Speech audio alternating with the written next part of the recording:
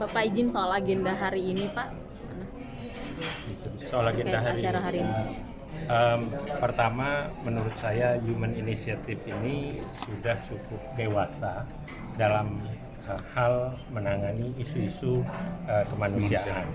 Namun harus diingat bahwa masalah-masalah kemanusiaan itu sangat dinamis dan kompleksitasnya semakin hari semakin tinggi. Tantangannya juga sementara kebutuhan untuk menangani isu-isu kemanusiaan, baik itu kebutuhan material maupun kebutuhan koordinasi yang lebih intensif juga semakin urgent. Karena itu Kongres Human Initiative yang kedua ini yang sekaligus juga menandai hari ulang tahunnya yang ke-24 menjadi sangat relevan. Relevan secara organisatoris. Human Initiative sudah ada dan sudah mempunyai perwakilan di 3 negara, ya kan? Di 13 provinsi di Indonesia, tetapi yang lebih penting menurut saya adalah secara fungsional. Ini juga harus lebih dikuatkan karena kerja-kerja kemanusiaan itu sifatnya borderless. Tidak lagi mengenal batas-batas kenegaraan atau batas-batas wilayah. Nilai-nilai kemanusiaan itu harus selalu menjadi panduan setiap individu di dunia.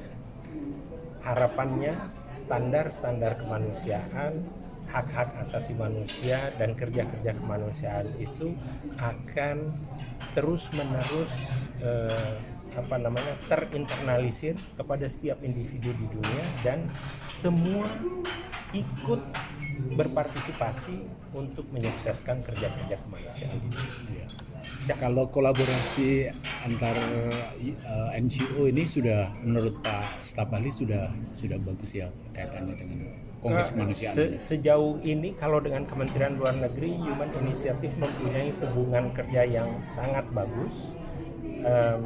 Kementerian Luar Negeri sangat terbuka kepada semua pihak untuk bekerja sama untuk menyukseskan kerja-kerja kemanusiaan tidak hanya di Indonesia tetapi juga di negara-negara lain di dunia. Sebagaimana tadi saya sampaikan, Indonesia mempunyai concern yang sangat tinggi terkait isu kemanusiaan di Palestina, di Afghanistan misalnya, juga di wilayah-wilayah lain. Tentu kita perlu berkolaborasi karena negara saja tidak mampu, apalagi satu negara saja, bahkan negara saja tidak mampu menyelesaikan itu. Oleh karena itu diperlukan pemangku kepentingan lain.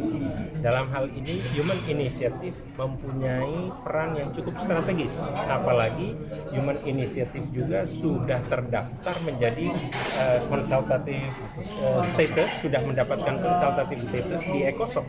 Artinya Human Initiative mempunyai kredibilitas yang cukup untuk berkolaborasi dengan pihak-pihak lain. Saya kira cukup ya. Terima kasih Pak. Terima kasih. Nah, panggung sudah ada mocking buku mengukir senyum dunia dan mohon kesediaannya Bapak Musi. PPO memenuhi kewajiban dan komitmennya khususnya untuk menyediakan resettlement bagi para pengungsi. Sudah sekitar 1 dekade proses resettlement ini berjalan sangat lambat. Bahkan terdapat indikasi beberapa negara menghindar untuk memenuhi kewajiban mereka. Dengan cara mereka menghindar dengan cara menutup pintu mereka dan tidak menerima resettlement baru. Tanggung jawab ini tidak sepatutnya beralih kemudian menjadi burden shifting kepada negara-negara yang memang seharusnya tidak mempunyai tanggung jawab tersebut seperti Indonesia yang secara notabene negara-negara yang menjadi dampak tidak memiliki kapasitas yang memadai untuk menampung para pengungsi tersebut. Dalam kaitan tersebut, kerjasama penanganan masalah pengungsi ini mutlak diperlukan dan harus selalu dijaga.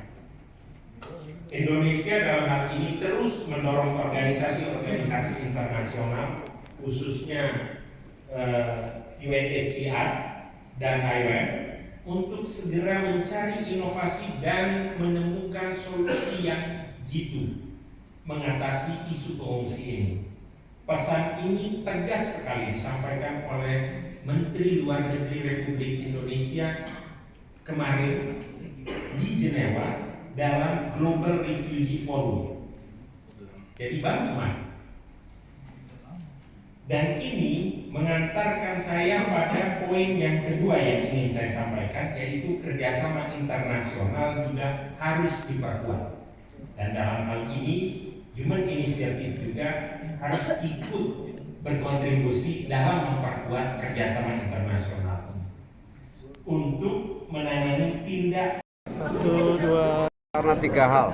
1, kami meneguhkan kesetiaan kami para pekerja kemanusiaan Indonesia terhadap prinsip-prinsip kemanusiaan ketika prinsip-prinsip itu sedang diobrak-abrik secara global. Yang kedua, Kongres ini merupakan tawaran dan ajakan dari pekerja kemanusiaan kepada pemerintah untuk bisa bekerja secara setara di dalam menanggapi situasi-situasi kemanusiaan. Dan yang ketiga, merupakan tekad dari kami untuk melangkah dari kongres pertama, yang kedua sekarang, menguatkan kapasitas kami, koordinasi dan sebagainya di berbagai tingkatan, terutama di tingkat nasional. Itu 3 hal yang membuatnya penting dan krusial tahun ini. Terima kasih. Pak, kalau soal kerangka kerja kemanusiaan, Pak?